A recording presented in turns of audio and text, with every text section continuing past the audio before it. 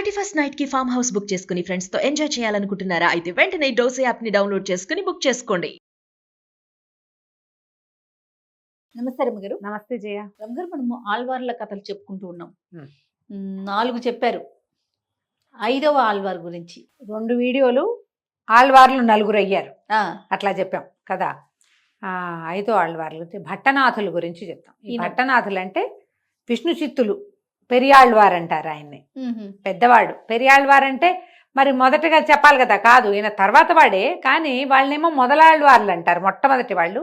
ఈయన పెద్దవాడు అనమాట, గొప్పవాడు ఈయన. ఓహో. అందుకని ఈయనకు ఆ పేరు భగవంతుడు ఇచ్చిన పేరట. ఈ విష్ణు చిత్తులు శ్రీరంగానికి చాలా దూరంలో ఉన్న విల్లిపుత్తూరు గ్రామంలో జన్మించారు. మనం ముందు చెప్పుకున్నటువంటి మొదలాళ్వార్ల ముగ్గురు ఏమో అయోనిజులుగా జన్మించిన వాళ్ళు. తర్వాత ఆయన ద్విజన్ముడుగా అంటే మాంసఖండంగా జన్మించి భగవద్ అనుగ్రహంతో మానవ స్వరూపం పొందినవాడు. ఈయన భార్యాభర్తలుగా అమ్మా నాన్నలకి జన్మించిన వారే. ఓహో. విష్ణు చిత్తులు ఆ ప్రాంతంలో ఉన్నటువంటి ఒక భాగవతులుగా చెప్పబడేటువంటి ఒక మంచి జంట భార్యాభర్తలు, చాలా ఉత్తమ వంశ సంజాతుడుగానే ఈయన చెప్పాలి. అయితే వాళ్ళు వైష్ణవులే అవటం వల్ల అష్టాక్షరి ఉపదేశము అది జరిగి 7-8 సంవత్సరాలు వచ్చేదాకా చక్కగా పెరిగి, ఆ తర్వాత ఏమో ఉపనయన సంస్కారాలు అవన్నీ చేయించుకుని గర్భ సంస్కారాలన్నీ అయిన తర్వాత ఉపదేశం కూడా పొందిన తర్వాత ఇక విద్యాభ్యాసాన్ని పంపిస్తే ఆయన పెద్దగా చదువు వంట పట్టలేదట. ఇదే ఇంకా విష్ణు జపంలోనే ఉండేవారు, అష్టాక్షరి జపంలోనే ఉండేవారు. ఆ విల్లుపుత్తూరులో వటపత్ర సాయిది ఒక దేవాలయం ఉంది. వటపత్ర సాయి అంటే మనకు తెలుసు కదా, మనకి మన మర్యాకు మీద పరుండి ఉన్నటువంటి కృష్ణ స్వరూపం. అవును. ఆయనని విశేషంగా సేవించేవారు. నిరంతరము భగవద్ధ్యాన స్వరూపుడుగా ఉండేవాడు. ఆయన చూస్తేనే ఒక భగవత్ శక్తిగా కనపడేవాడట. విష్ణు చిత్తులు అలాగే చెప్పుకునేవాళ్ళు. విష్ణువుని చిత్తంలో మనసులో ధరించిన వాడు అనేవారు. అయితే ఏమైందట, స్వామివారికి రోజు తోమాలలు, పెద్ద పెద్ద తోమాల సేవ చేస్తారుగా, పెద్ద పెద్ద దండలు. ఆ దండలు చూసి ఈయనకి అనిపించేదట, స్వామివారి ఎంత బాగున్నాడు ఈ దండల్లో, ఎంత అదృష్టం ఈయనకి ఇట్లా స్వామిని ఇంత అలంకరించడం. ఎందుకంటే విష్ణువే అలంకార ప్రియుడని చెప్పబడతాడు. ఆ పరమాద్భుత కృష్ణ స్వరూపము ఆయన్ని అలంకరించిన ఆ దండలు చూసి ఈయన గొప్ప సంతోషం కలిగేదట. స్వామి కృష్ణ స్వరూపుడుగా ఉన్నప్పుడు ఆయనకి మాలలిచ్చి మోక్షం పొందిన వాళ్ళని గుర్తు చేసుకునేవాడు. ఎవరు ఆ మాలలిచ్చి మోక్షం చేసుకున్నది? కృష్ణుడు కంసుడి అంశ సంహారానికి వచ్చినప్పుడు మాలలు గంధాలు ఇచ్చిన వాళ్ళు, కుబ్జ ఇలాంటి గాథలు, వాళ్ళందరికీ మోక్షం వచ్చింది. అవి తలుచుకుని ఈయనకి గొప్ప సంతోషంగా ఉండేదట.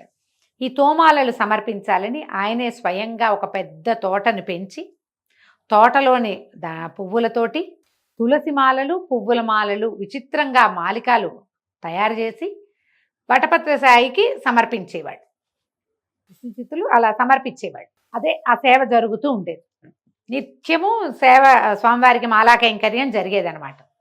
అదే కాలంలో మధురని ఏలేటువంటి పాండ్యరాజుకి ఆయన ఒకరోజు రాత్రి నగర సంచారం చేస్తుంటే ఆయనకి ఒక అరుగు మీద పడుకున్నటువంటి ఒక బ్రాహ్మణ ఆయన కనపడ్డాడు. ఆ రాజుగారు ప్రశ్నించారు, ఎవరు, ఎక్కడికి వెళ్తున్నారు ఏమిటంటే ఆయన చెప్పేట, నేను రామేశ్వరం వెళ్తున్నాను, శివభక్తుడిని వెళ్తున్నానంటే రాజుగారు అడిగారు, ఏమిటి నాయన, ఏమిటి, ఏదైనా ఒక మంచి మాట చెప్పండి, మీరు భక్తులు ఇలా దేవాలయ దర్శనం చేస్తున్నారు, తీర్థయాత్ర చేస్తున్నారంటే అప్పుడు ఆయన ఏమన్నాడు, ఆ బ్రాహ్మణ ఆయన 8 నెలలు కష్టపడి వర్షాకాలానికి దాచుకోవాలి. వర్షాకాలంలో ఏం పనులు ఉండవు. అవునవును. 8 నెలలు కష్టపడేది ఎందుకు? వర్షాకాలంలో హాయిగా ఉండడానికి కదా. యవ్వనమంతా కష్టపడి వృద్ధాప్యాన్ని కోసం దాచుకోవాలి. ఎప్పుడైనా అంతే. మనిషి జీవించి ఉండగానే పరలోకం కోసం జాగ్రత్త పడాలి. ఎంత అద్భుతమైన మాట కదా? రమ్మగారు. ఇప్పుడు ఈ 8 లేకపోతే అసలు ఆ 4 నెలలు లేవు. అవును. నువ్వు యవనావస్థలో ఉండగా నువ్వు జాగ్రత్త పడకపోతే వృద్ధాప్యంలో నీ వల్ల కాదు. నువ్వు ఈ జన్మలో, ఇహ జన్మలో నువ్వు వ్యక్తిగా మానవుడిగా జన్మించినప్పుడు సరిపడా పుణ్యము సముపార్జించుకుని పరతత్వాన్ని తెలుసుకుంటేనే పరలోకంలో నీకు సుఖం లభిస్తుంది.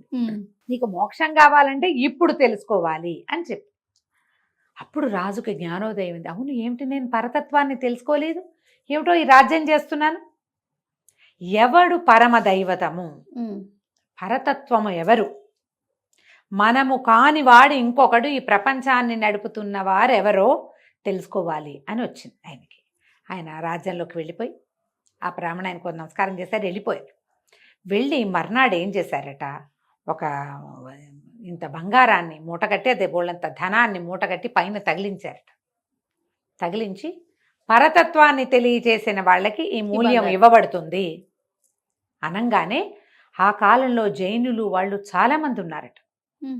అందరూ లైన్ కట్టారు రాజుగారి దగ్గరికి చెప్తానికి. చెప్తారు, ఇది చెప్పాలి, వాళ్ళు రాజుని సాటిస్ఫై చేయాలి, లేదా ఇంకేదైనా విచిత్రం జరగాలి.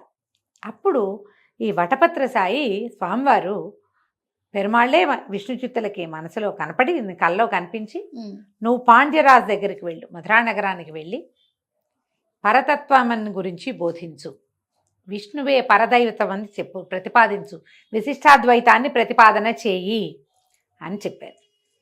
నేనేం విద్యాభ్యాసం ఉన్నవాడిని కాదు, చదువుకోలేదు, అక్కడ చాలామంది హేమాహేమీలు ఉంటారు తండ్రి, వాళ్ళందరినీ నేను ఎట్లా జయించగలను అని ఆయన అడిగితే, నువ్వు అదేమీ ఆలోచించద్దు, వాళ్ళెవ్వరూ నీకు సాటి కాదు, నువ్వు పరతత్వాన్ని తెలిసిన వాడివి, విద్య ఏమిటి ఒట్టిగా ఏదో సైన్స్ సోషల్ ఇది జీవితానికి ఉపయోగపడేది కాదు, యువరాలకి ఉపయోగపడే విద్య తెలుసు నీకు, నేను చెప్తున్నాను, నా ఆజ్ఞ ప్రకారం నువ్వు వెళ్ళమన్నారు. అప్పుడు విష్ణు చిత్తులు అక్కడికి వెళ్ళారు, పాండ్యరాజు దగ్గరికి వెళ్ళి ఈ పరతత్వ బోధ చేశారు. విష్ణువే పరమదైవం అని విశిష్టాద్వైత మతాన్ని ప్రతిపాదించారు. ఆ కాసులు కట్టి పెట్టారు కదా, మూట తెగి వారి పాదాల దగ్గర పడిందట. ఆ మూటని ఆయనకు అప్పచెప్పారు. అప్పచెప్పి గజారోహణ చేయించారు ఆయన్ని. మరి రాజు సాటిస్ఫై అవటం ఏంటి, మూటే ఊడి పడింది తనంతట తను. ప్రజలందరూ సాధు సాధు అని చాలా మెచ్చుకున్నారు, అందరికీ అర్థమైంది ఏం చెప్తున్నారు అని. అప్పుడు గజారోహణ చేయించేశారు కల్లా స్వామివారు గరుడారూఢుడుగా అమ్మవారితో సహా వచ్చి కనపడ్డారు ఆకాశంలో. పెరుమాళ్లే కనిపించాడు, స్వయంగా దర్శనం ఇచ్చాడు. అంటే మామూలుగా చూడు, కుమారులకి ఏదైనా అద్భుతమైన సన్మానం జరిగితే తల్లిదండ్రులు సంతోషంతో ముందుకెళ్తారు, అట్లా ఈయనకి తల్లిదండ్రులైన విష్ణుమూర్తి లక్ష్మీ సమేతుడుగా ఆయన దర్శనమిచ్చాడట. దర్శనమిస్తే ప్రజలంతా చూస్తారు, ఎంత దివ్యమంగళ స్వరూపుడో, పరమాద్భుత సౌందర్య స్వరూపం. వీళ్ళందరూ చూస్తుంటే విష్ణు చిత్తులు కనిపించుంటే అందరూ చూస్తున్నారు, స్వామికి దిష్టి తగులుతుందని ఈ ఏనుగు మీద కూర్చున్నాడు కదా ఆయన, ఏనుగుకి కట్టిన గంటలని ఆ గంటలు వాయిస్తూ స్వామివారికి మంగళాశాసనం చేశాట. పల్లాండు పల్లాండు పల్లాయిరత్తాండు పల్గోడి నూరాయిరం అని చెప్తారు దాన్ని. 12 పాసురాలు స్వామివారికి మంగళం చెప్పాడనమాట. ఇప్పుడు ప్రపంచమంతా ఎలా కోరుకుంటుంది, ఏం కోరుకుంటుంది, తమ మంగళం కోరుకుంటుంది. అవును, భగవంతుడికి మంగళం కోరిన వాడు ఈయన. ఆయనకి దిష్టి తగలకూడదు అనుకున్నారు జనం అంతా, ఈయనకి ఆకర్షితులు ఇటు తిరిగారు, స్వామిని చూడడం మానేసి. ఆయనకి దిష్టి తగలకుండా హారతి నీరాజనంతో ఈ పల్లాండు చెప్తే ఇప్పటికీ కూడా ఏదైనా 4000 చదవాలంటే మొదట పల్లాండు చెప్పుకోవాలి. స్వామివారికి మొదట మంగళాశాసనం అంటే పల్లాండే చెప్పాలి. అవి 12 పాసురాలు విష్ణు చిత్తులే మొట్టమొదట చెప్పి ఆయనే చెప్పారు. ఓహో, భగవంతుడు ఎంతో మరి ఎంత అపరిమితమైన ఆనందం కలుగుతుంది కదా. మరి ఈయన గరుడాళ్వారు యొక్క అవతారంగా చెప్తారు పెరియాళ్వారిని. అప్పుడు ఈయనని పెరియాళ్వారుగా ఉద్ఘోషించారు. ఆళ్వార్లలో పెద్దవాడు, భగవంతుడికే నీరాజనం ఇచ్చినవాడు, మంగళం చెప్పినవాడు. అవును, భగవంతుడికి దిష్టి తగలకుండా చేయాలనుకున్నాడు. విశేషమైంది కదా చాలా. ఆ తర్వాత ఈయనకే భూదేవిని గోదా స్వరూపంలో జన్మించిన ఆమెని వీరికే అప్పచెప్పారు. ఈయనే ఆమెను తీసుకెళ్లి శ్రీరంగనాథులకి వివాహం జరిపించారు. ఓహో, రంగనాథుడికి వివాహం జరిపిస్తే అది కూడా విశేషమైన గాథగా చెప్తాను, 4 వాక్యాల్లో చెప్తాను. ఈ కృష్ణుడికి రోజు ఈ ముందు స్వామివారికి ఏం చేసేవాళ్ళు, వటపత్ర సాయికి మాలలు వేయటం అలవాటు కదా. అవును, ఈ మాలల్లో ఈవిడేం చేసేది, అలంకారం చేసుకుని మాలలు ఇచ్చేది. అక్కడ ఈ దండల్లో వెంట్రుకలు కనపడేసరికల్లా తెలిసింది. దండలు మానేసేసరికల్లా వటపత్ర సాయి అలిగాడు, నాకు ఆ దండే కావాలి అని. అప్పుడు విశేషంగా స్వామిని సేవించేది, కృష్ణ స్వరూపాన్ని. అండాళ్ళ తల్లి సేవిస్తూ ఉంటే అప్పుడు తండ్రి అందరికి దివ్యదేశాలు అవి చెప్పమని అడిగిందట. అడిగితే అప్పుడు ఆయన 108 దివ్యదేశాల్లో ఉన్నటువంటి స్వామివార్ల అద్భుత వర్ణన, పెరుమాళ్ళు ఎట్లా సేవలు అందుకుంటాడు, ఏ దివ్య స్వరూపంలో ఉంటాడో కళ్ళకు కట్టినట్టు చెప్తే వాటన్నిట్లలోకి అప్రాకృత స్వరూపుడైనటువంటి రంగనాథుడిని ప్రేమించింది ఆమె. ఆయన్నే వివాహం భర్త కావాలని కోరుకుందట. ఇప్పుడు ఈయనకి చెప్పేదట, వటపత్ర సాయికి చెప్పేది, నాకు గనక నేను రంగనాథుడిని వివాహం చేసుకుంటే నీకు 100 కప్పుల నెయ్యి వెన్న 100 కప్పుల పాయసము నీకు సమర్పిస్తానని చెప్పి 100 108 కొన్ని పాఠాల్లో చెప్తారు. ఓహో ఈ పాయసం నీకు సమర్పిస్తాను, రంగనాథుడితోటే నాకు వివాహం వివాహం జరిగేలాగా చేయమని తండ్రి వింటుండగానే మొక్కుకుందట ఆవిడ. మరి కూడారై అని ఒక పాసురం ఉంది, తను చెప్తా అది కూడా. అయితే ఏమైందట, ఈయన వటపత్ర సాయి విష్ణు చిత్తులకి కల్లో కనపడి స్వప్న సందేశం ఇచ్చారు, స్వప్నాదేశం. ఈమెను తీసుకెళ్ళి రంగనాథులతోటి వివాహం జరిపించమని.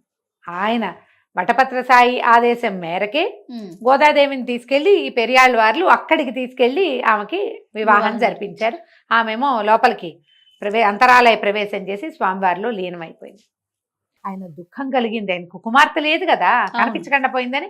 అప్పుడు ఆయన రంగనాథులు ఇతన్ని ఓదార్చి పెరియాళ్ళ వారిని ఈయనకి తలకి ఒక వరివట్టం మీద ఉంటుంది తలకి పెట్టి, స్వామికి మామగారు అయ్యావు నువ్వు అని చెప్పి ఆయన్ని శాంతంపరిచి పంపించారనమాట. తర్వాత కాలంలో భగవద్ రామానుజులు ఈ ప్రత్యేకంగా మా సోదరైన ఆండాళ్ళు ఇట్లా మొక్కుకుంది అని చెప్పి ఫలానా పాసురం రోజున కూడారై అని ప్రత్యేకంగా చేస్తారు. గంగాళాలతోటి ఆవిడ కప్పులు చెప్పింది, కప్పులు కాదు నీకు కుండలతోటి నేను సమర్పిస్తానని 100 కుండల పాయసము 100 కుండల వెన్న సమర్పించారట.